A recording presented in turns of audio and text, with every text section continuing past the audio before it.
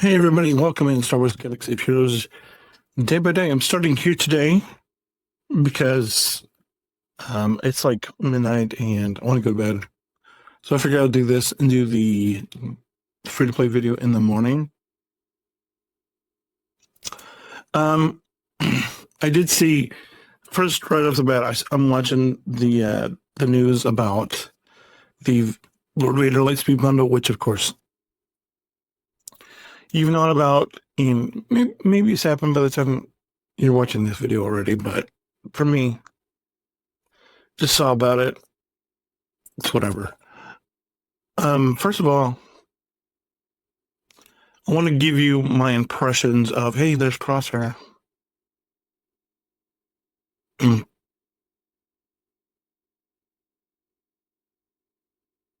talked about that yesterday, right?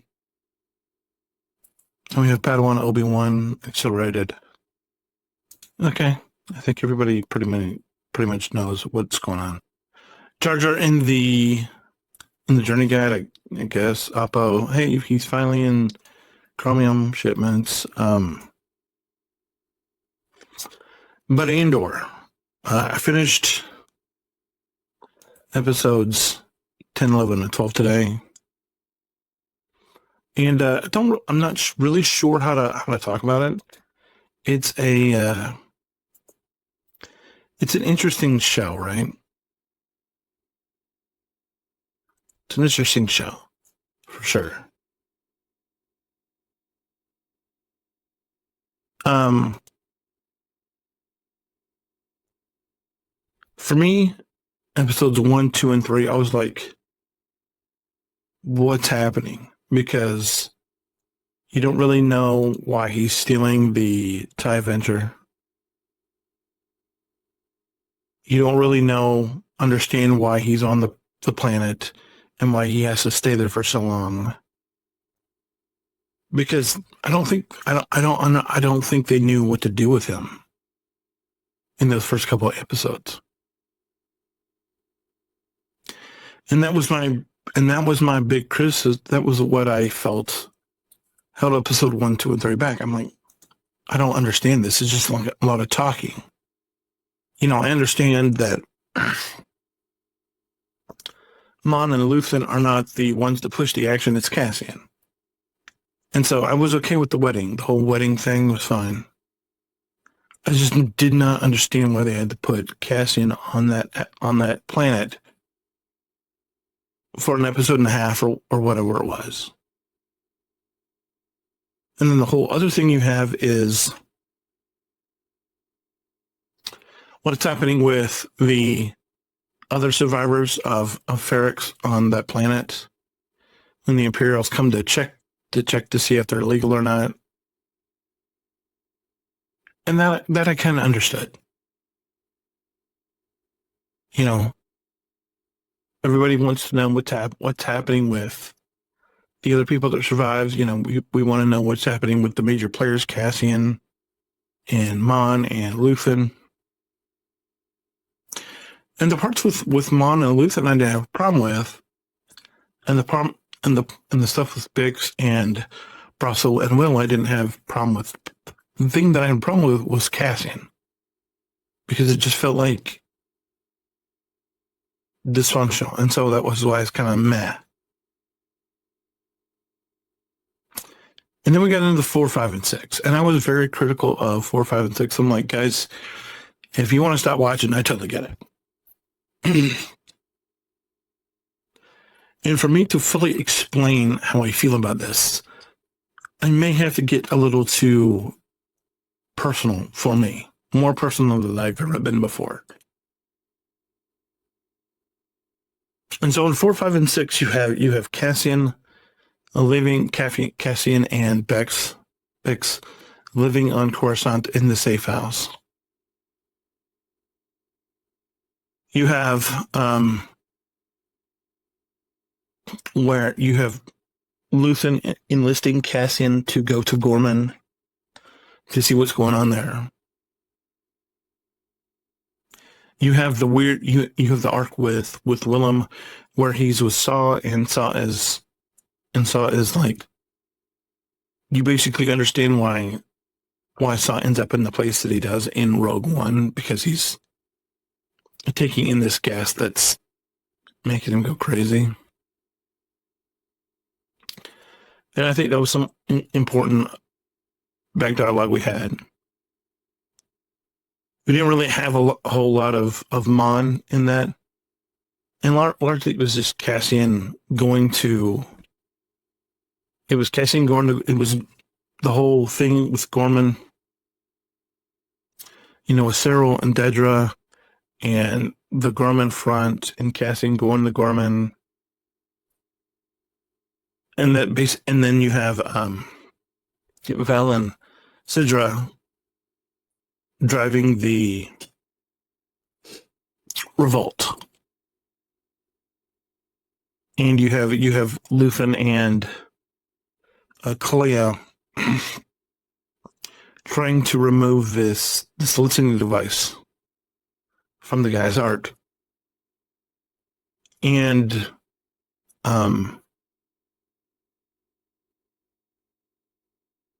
for me, it was just the whole thing with Cassian. Cassian didn't know Luthen's motive, because Cassian's like, this is JV, and Luthen's like, that's good, and so they have no, and so I think that sort of turned Cassian off. But the big thing I want to talk about is Cyril and Dedra. In season 1, you come to the point where Cyril saves Dedra on Ferrix. And because of that, they become an item. And you're like, okay, how's this going to work in season 2? And we get to season 2.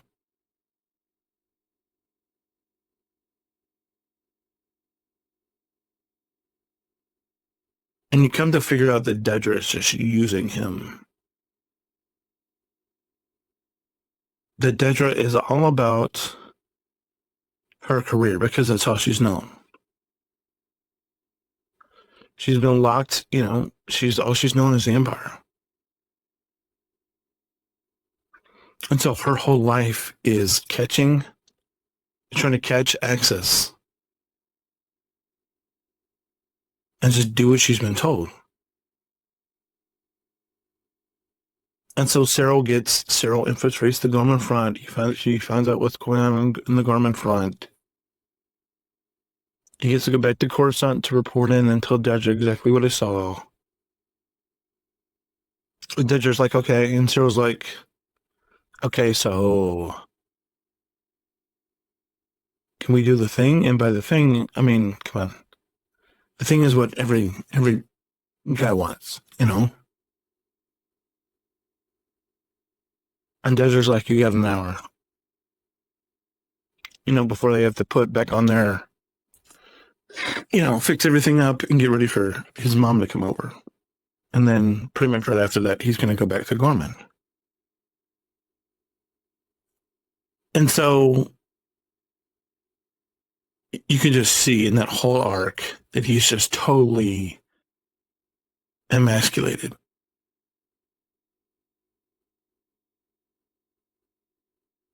And this is what hurt me. This is what physically drove me insane about that whole arc. Because we knew from the first season that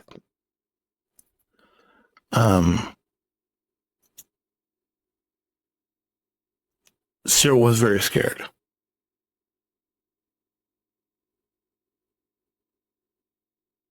Cyril is desperate for approval. And he's looking at for men, but if he can't get it from men, he desperately wants it from Dedra. And because Cyril didn't have a father figure, and he has a mom that's just totally over the top, makes fun of him all the time. And you have Dedra, who you thought cared for him in season 1, and then you get into it a little bit and you realize that there's nothing there.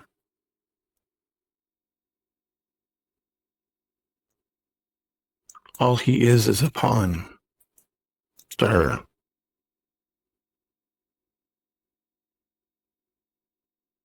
And so this, I think, is the problem with our society.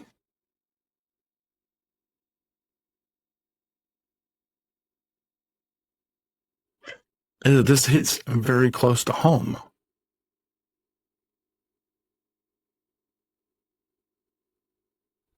And the reason it hits very close to home is because my wife is what I like to describe is a feminist who doesn't realize how much of a feminist she is.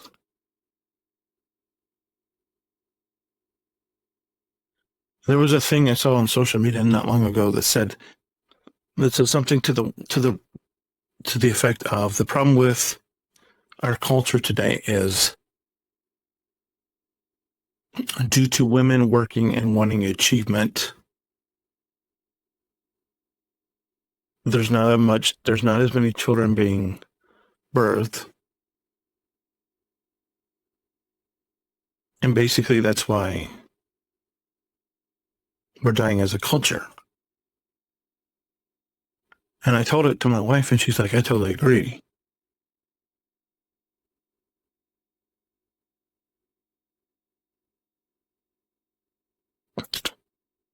But what also occurs to me is there's a lot of time, and this might be where it gets a little rough for me.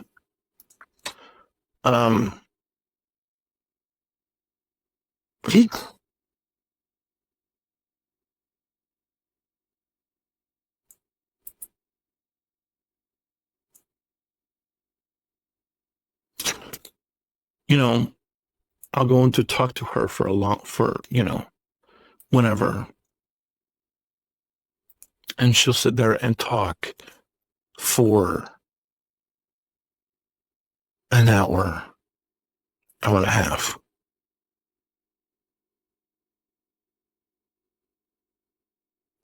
And then at the end, I want to do the thing. And even though I've done what she wanted by going in there and listen to her talk and giving her feedback the best I can,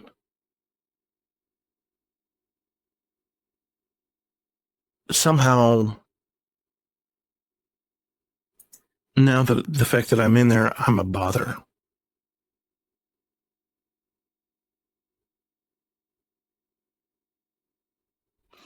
And this has been one of the things that I've been praying for a while.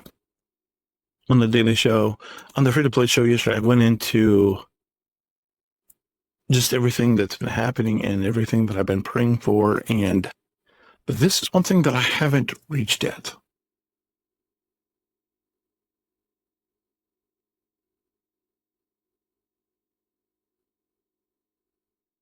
And the only reason I can figure that it happens this way is because of what I've told you.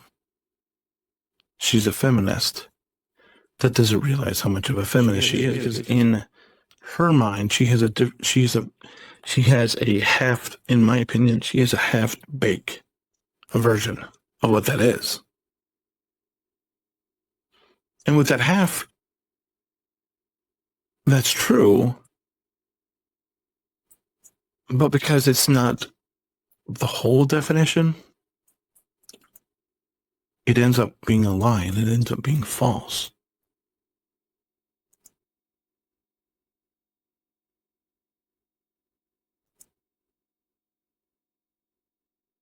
And I've been praying that God would move her out of this spot for years.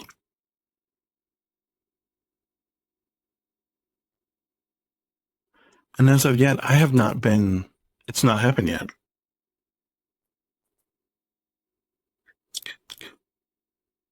Don't get me wrong. There's some nights when I go in there and she's, good to go.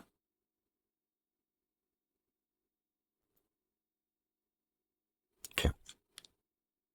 But a lot of times it's just, she just wants to talk. And then when she gets done talking,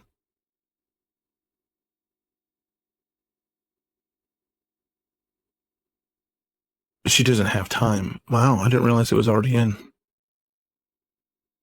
Hmm.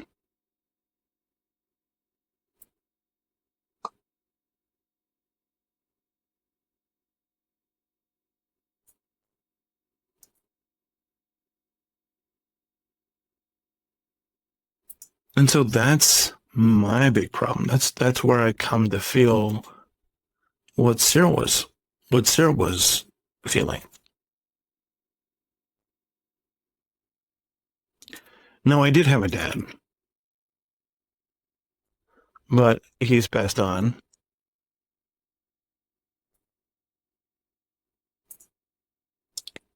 So the only dad I have is my father-in-law. And I don't know.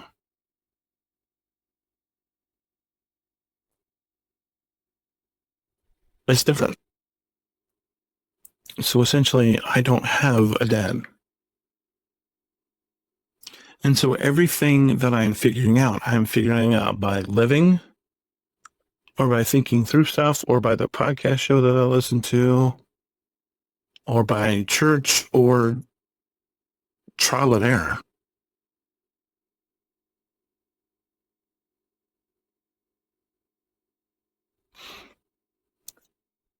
And it's not fun. And so in that moment, I felt for Cyril.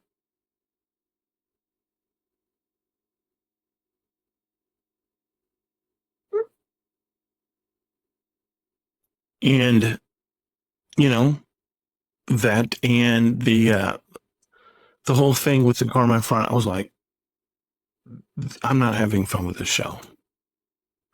And so that's the reason why I wanted to tap out after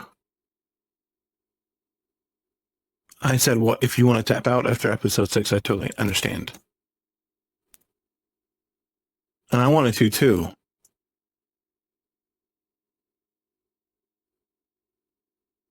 But I kept going. And then I gave my review of episode 7, 8, 9, which were, great.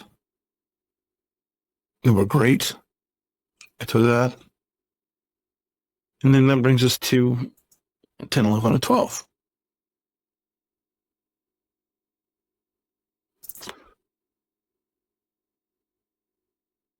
And I was surprised that only one person died because I just felt like there could have been more. And obviously all the people that survived, like we know what happens with Cassian and Melshi and K2SO. And Senator Organa. What we don't know is what ends up happening to Val and Clea and Bix and Will and everybody else. And I'm hoping somehow they built that into the Mandoverse. I just don't know how. But I think it would be good if they did.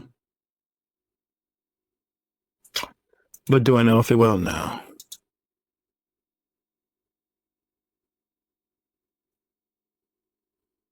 But overall, I thought it was a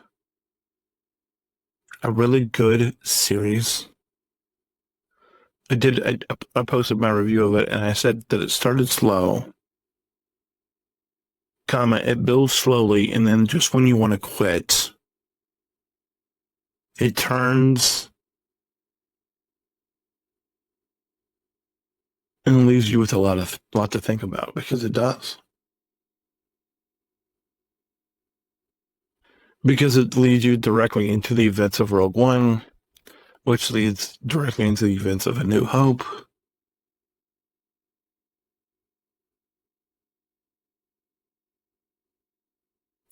And so, I'm kind of wondering what ultimately was Dedra's fate, what ultimately happened to Clea, what happened to all those other folks that we never talk about. And I know people don't want to think of this as a Star Wars story because there's no lightsabers. And if you're that person, I get that. But you understand, not everyone can carry a lightsaber.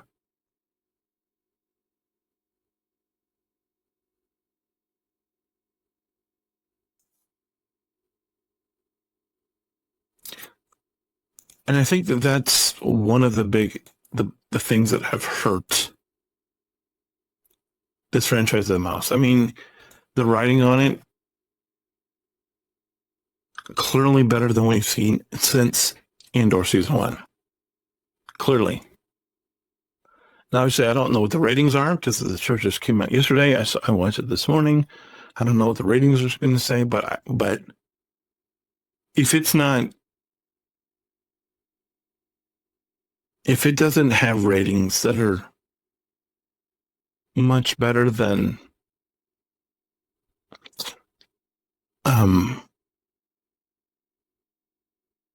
Mando Season 3, Ahsoka Season 1, and The Acolyte, then I won't be very surprised. And the only reason for that is it's not because of writing. It's because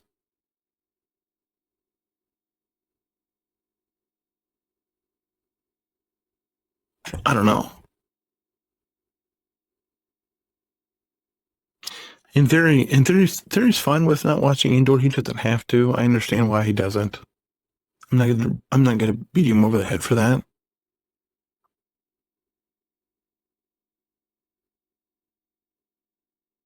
And it's fine.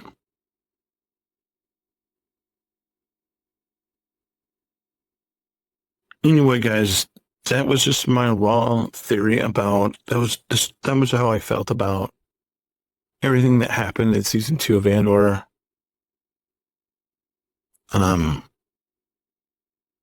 felt that I needed to share that bit.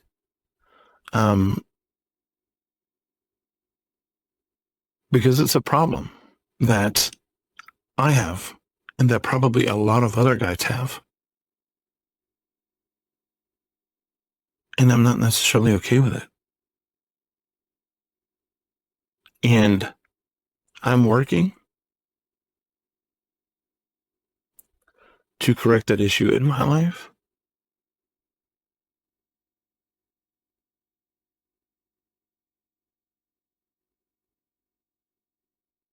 But yeah, I'm trying every day to change what's going on. And it's not easy. And it's part of why I tend to self-medicate with food more than I should.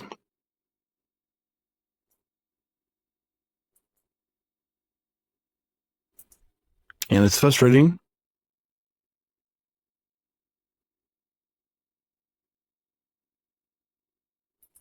And it doesn't have to be like this. And it shouldn't be like this.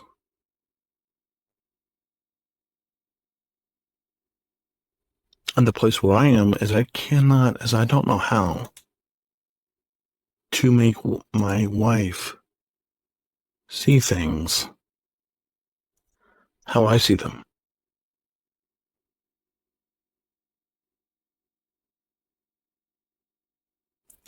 All I can do is pray that one day she figures it out.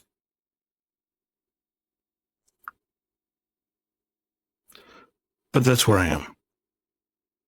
And I know by the time you're seeing this video, this will have already come and gone. But I really hope you didn't buy this because it's way too expensive. Just way too expensive.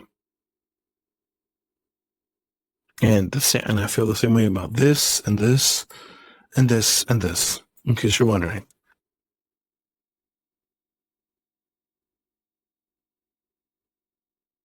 In this, even though I did buy this for the Hyperlight at one point, I might have bought this for the Hyperlight, but that's, that's too expensive. And with all the cash grab that's in this game right now, with, Bad Batch and the Dark Side clones and pirates, I'm just like, no. And so for CG to get me to pay some more money, it's going to have to be something magical because I'm seeing way too much cash grab in this game. And I do not like it.